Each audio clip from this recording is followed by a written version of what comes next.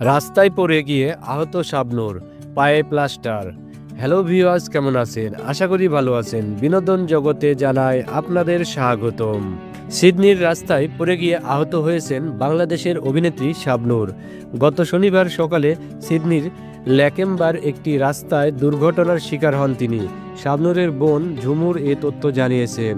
তিনি জানান, ওই দিন মোবাইল ফোনে কথা বলতে বলতে হাঁটছিলেন শাবনূর। অসাবধানতাবশত রাস্তায় পড়ে গিয়ে তার পা মচকে গেছে। পায়ে প্লাস্টার করিয়েছেন। চিকিৎসকের পরামর্শে ব্যথানাশক ওষুধ খাচ্ছেন। চিকিৎসক তাকে 2 সপ্তাহ বিশ্রামে থাকার পরামর্শ দিয়েছেন। শাবনূর জানান, ল্যাকেম্বায় এক আত্মীয়ের বাড়িতে গিয়েছিলেন। অনুষ্ঠান শেষে আর বাসায় ফেরেননি। পরিবারের অন্য সদস্যরাও ছিলেন।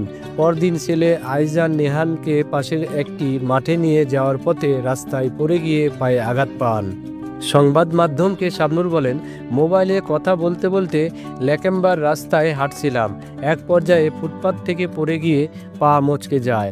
পরে জানতে পারি টিস্যুও ক্ষতিগ্রস্ত হয়েছে। এখন ক্রাচ নিয়ে হাঁটাচলা করছি। সবাই আমার জন্য দোয়া করবেন।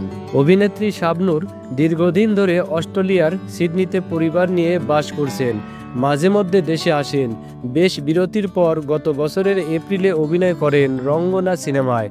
তবে এক পর্যায়ে বন্ধ হয়ে যায় সিনেমাটির কাজ।